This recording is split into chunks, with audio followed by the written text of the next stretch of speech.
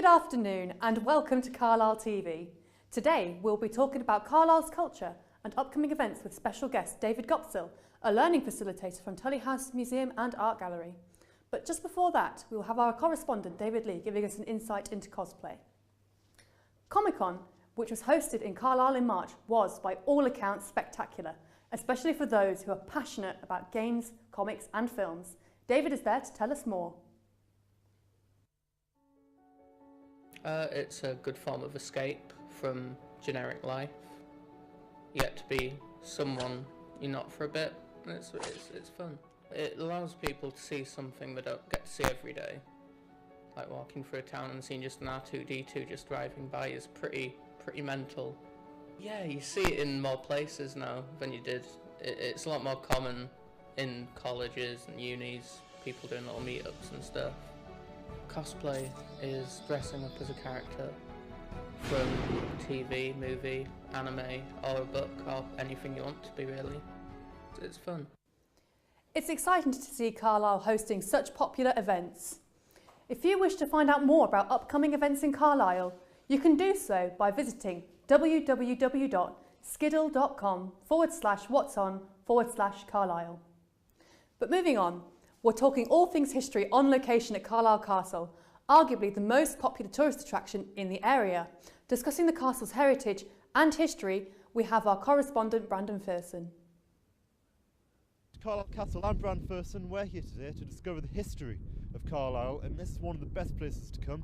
It's Carlisle Castle, one of the biggest landmarks, I would say, in Carlisle, and we're going to speak to a man called Max who works here. So Max, would you say that the castle has a big effect on tourism within Carlisle?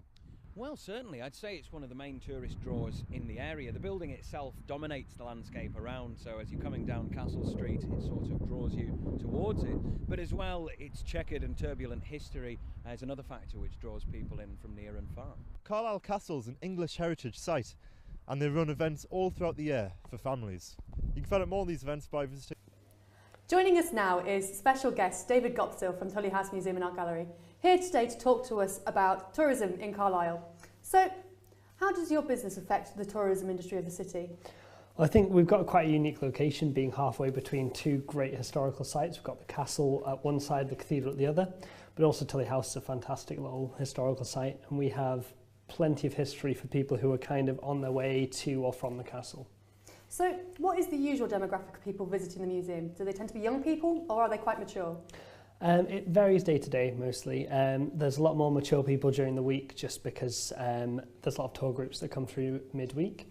But at the weekends we often have families, especially young families, and we try to cater for that by doing fun activities at the weekend. Sounds great.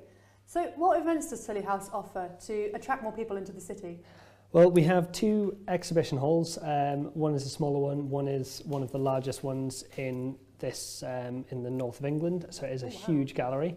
It's about 100 metres end to end, so it's rather large. At the moment we've got an exhibition about rain shoes, and in a few months we're having an exhibition about the Eden River and all the animals there. Oh, that sounds fascinating.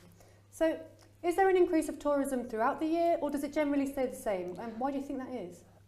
We find that mostly in the summer and in the holidays we get most people. So a lot of the half-term holidays are really busy. So we have a lot of children coming in, so we'll always have some sort of trail on for them to find things around the gallery or something. But also, if it's a half-term, we'll have a craft activity on nearly every day.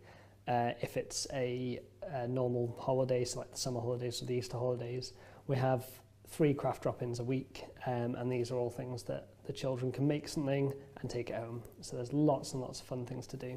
That sounds very exciting for small people. Well, thank you so much for being our guest today, David. It's been my pleasure. Thank you. And thank you so much to all our viewers for watching at home.